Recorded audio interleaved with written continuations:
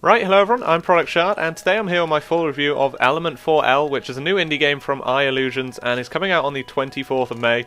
I think Element4L stands for Elements for Life, or Element for Life, but that may just be me with a bit of wishful thinking, but I think that sounds pretty cool. Element4L is a beautiful side-scrolling platformer focused on being different yet simple, and having extremely smooth, fast, and slow gameplay. At some points you can sit back and just feel the thrill of like sliding around the level and doing loop-the-loops and going at ridiculous speeds. And at others you'll be concentrating about the timing of every single button that you press. In the game there's no killing, there's no enemies, no violence at any point, which creates a really relaxing experience. Element4L uses an interesting system where instead of pressing arrow keys or WSD to like move left, right, up and down, instead each key represents a different form or element and all of them have completely different properties. Pressing the up arrow represents changing to an air bubble, which will push you slightly higher up into the air, but leaves you vulnerable to the environment because you are just a bubble, so anything you hit will kill you. The right key represents fire, which when used pushes you to the right of your screen and is your primary way of gaining momentum, but also leaves you vulnerable. Pressing down represents earth, which transforms you into a rock and pushes you downwards. This increases your mass and makes you very hard to kill, but also when you're going across surfaces, it will slow you down substantially. Finally, pressing left turns you into an ice cube, which is your most used form. You can slide along surfaces with basically no friction and is your main way of conserving momentum and getting up to those speeds that you need, and is the main way that you traverse the levels that are in front of you. Element4L uses an energy system which you can see represented by the circle around the character's body, and every time you turn into air, fire or earth, which all push you in a direction, you will use about a third of that energy or just a little bit over, so you can only use a certain amount of them every time, and then you switch back to ice, which doesn't take any energy because it doesn't push you in a direction. But that always means that you can switch back to ice and not die from hitting surfaces and stuff, which is a very clever way to do it. This energy is regenerated over time, or you can replenish it all by collecting these little shards which are placed strategically around the maps, and will help you get to the places you need. Those are the only controls you have in the game, and they are the only controls you will ever need. Tutorialization is usually a pretty dragged out process in games these days, especially platformers. They usually have to teach you how to double jump and how to sprint jump and stuff like that.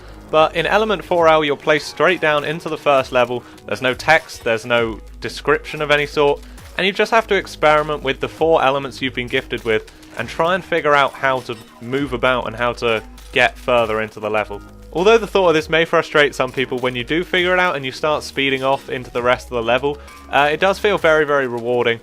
I personally love this style as it does make you feel really good when you do figure stuff out, and it actually adds another level of difficulty to the game as well as just the platforming, which I think is pretty fun, but it also just immerses you into the game that little bit more because you do feel like you're in control and it's not just telling you how to do it, you're actually figuring out for yourself. The platforming itself is pretty important as it is a platformer, but Element4L has made it really diverse and fun, and it adds new features all the time which you need to try and figure out how to use. It starts off simple and every level adds more loop-the-loops and big jumps and different environments, each adding another level of difficulty to the game. And because of the fact that you can't just stop and turn around at any point, which you can in most platformers, the game has to be very smooth and is designed impeccably to do so everything just flows perfectly. A lot of the time the only way for you to actually complete certain parts of certain levels is to keep up a lot of speed and play in a really smooth manner. Other features are added gradually into the game, with each one giving you a thrill the first time you use it. Whether it be a water spout, which when you finally figure out you can block with your rock form, it will build up and then fire you out into the air, or just a simple minecart that you can ride around a lava-filled cavern. It's all designed really nicely and is used enough to be enjoyable, but is never overused. Not overusing certain features is pretty rare these days in games. Normally when something fun is added, you'll see it every 5 minutes for the rest of the game, but in Element4L you'll see something when it's in the environment that you're in, and the environment it fits, but when you move on you won't see it ever again. To stick with the water spout example, a water spout isn't then made into a lava spout in later levels when lava is present, because that would just take away from it making the level it's on unique, and this must have been pretty difficult to do as most of the features are really fun, and I'm sure they would have been enjoyable in every level, but I do actually really appreciate this because it does make every level different. Difficulty is always a big part of platformers, and Element4L seems to have done it brilliantly. At the very beginning of the game, the difficulty doesn't come from the environment that you're in, but it's actually coming from learning how to control yourself in the character that you are. But as you get further through the game and you begin to master the controls and how your character moves, that's when the tricky environments kick in. Different things like acid, lava, tiny gaps, and the need for way more momentum than you first thought was possible in the game are all gradually introduced. If you master the controls pretty quick, then you may find the first two areas kind of easy, but still fun nonetheless. But the later areas get really difficult, and they take quite a while to move just from area to area within the levels. The story element to this game is very sparse indeed. At the end of each area you'll get a short, maybe 5-10 second video of the different thing that your characters have developed. For example, I think it's a heart at the end of the first area. This is all you get in the way of story progression, but it's kind of nice because it does allow you to imagine and kind of build for yourself what the characters are and where they're going and what they're going through. I think a deep story of discovery and such would just kind of weigh down the game, as it is such a calm and relaxing experience that having to worry about all that sort of thing and where your character's going and what you might be facing next would just take away from it. But the real star of the story show, and probably one of my favourite aspects of the game, is the exceptional narration that accompanies you. Every now and then a little bit of text will pop up on the bottom right of your screen, and it will just be a little comment about where you're going or what's happening, and every comment in it is either helpful or just funny. For example, after you learn how that your ice form can melt when it touches lava and then go through really small gaps, it just quietly reminds you that when putting ice cream in an oven, it's kinda likely to melt. I ended up looking forward to when the next bit of text was going to pop up, because you know it's going to make your day that little bit brighter, but when it's not giving you a smile on your face, it's giving you a subtle hint of how to gain that little bit more speed or break through that wall right over there. Hint hint. Another star of the show is the beautiful playlist that is provided by Mindtree, which runs in the background throughout the whole game, which the link will be in the description to all of his stuff. Albeit sometimes a bit creepy with the laughing of small girls just being put in there randomly, most of the time the music fits the mood perfectly, and each track is completely different but has the same kind of style, and it just seems to fit the game amazingly. You do notice the music as you're going through because it has so many epic moments and stuff, and it just makes the experience that little bit better. The music's especially noticeable when you're just clearing the last part of a level, and the music's getting louder and more epic as you kind of fly across the sky, and just as you hit the flag it cuts out, and you just think, that was perfect.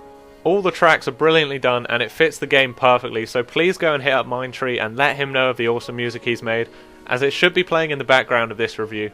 Now, I'm not a great person at art, but the visual side of this game I really like. It's really simplistic yet vibrant, and follows the progression through the game. The characters are designed really well, making them look friendly, but not drawing too much attention, so that you can actually look around the environment and see all the other great stuff that they've done. The overall colours of the level change as you go between the areas, which is every 4 levels is an area, and it gives you a sense of progression, and you know you're constantly getting further and further into the game. Now, as you expect with an unreleased game, I did find a few bugs as I was going through, but when I did find them I would email them to the dev straight away, and he gladly recognised them and kind of explained to me why they might be happening, and then let me know when the next patch was coming which would fix them. Because of this, I don't think bugs will ever be a problem in Element4L, as the devs seem to be really proactive and trying to get everything fixed as soon as possible.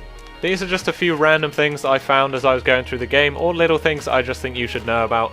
When you load up the game yourself, it has your Steam name just there, and it says hello, and then your Steam name, which I just think is a nice little touch. When you go underwater, the music is slightly muffled, and then when you come back out it goes normal, which is again just a nice thing that they've kind of thought about and have implemented into the game. The game took me just under 5 hours to complete, but I was completing the levels a little bit quicker than another guy who was playing the game at the same time as me, so if you don't play as many platformers, this may go up more towards the 5-6 hour mark. That being said, it was probably one of the most relaxing and fun 4-5 hours that I've had in a very long time with games. It also has a time trial aspect which is quite big, which I think will keep the game alive for a lot longer, and if you're into the time trial side of games, this is going to be a really good one for you. Finally, the respawn time is something I normally have to pick on in platformers, because when you die you want to get straight back into it, but Element4L has made it nice and short, and it doesn't bring up some text and say, "Ha, you died."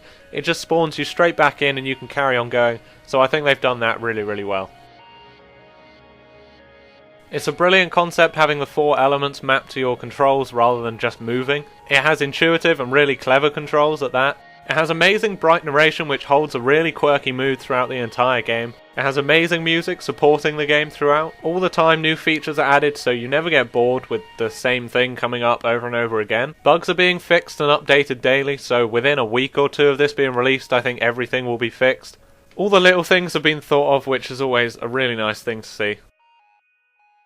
The music can be a little bit creepy at times, but that's only in 1 or maybe 2 tracks. Between the different areas, it sometimes comes up with quotes from different people, which in my opinion is a little bit unnecessary, but some people might like it. Finally, having completed the game, I already want to continue playing it and have more levels and stuff, but thankfully you may want to hear that after release, and actually after the proper release day, they are releasing free DLC, which is a nice touch. As you can see, there's not much to fault in this game, and personally I can't find anything significant, so it may only be my second review, but I am really happy to give this game a complete 10 out of 10. For the £7 or $10 price point, it is worth every penny and more, and I would highly recommend Element4L to everyone who has the opportunity to get it, or has any interest in any part of this video that they've seen in the background. Just congratulations to iLlusions for making such a nice game, and I really hope this game gets the exposure and kind of the press that it needs. Well, thank you everybody for watching. All the art stuff was made by ItsCam's Graphics, will be linked in the description, so big thanks to him for that side of things. If you liked what you saw visually, then head over to his channel, where he's starting to release tutorials and speed arts on whatever the hell he feels like making. But it's usually game related, so if you're here and you like games, then head over there and you may enjoy the art stuff that he's doing. Again, the music is by Mindtree, so if you liked his stuff, then go to the links in the description, and you can head over to all his stuff. And finally, thanks to iLlusions and @QuarkCannon on Twitter for the review copy, and the great time that I spent with this game. Again, thank you everybody for watching. Please leave a like if you enjoyed or this was helpful, and I will see you again soon.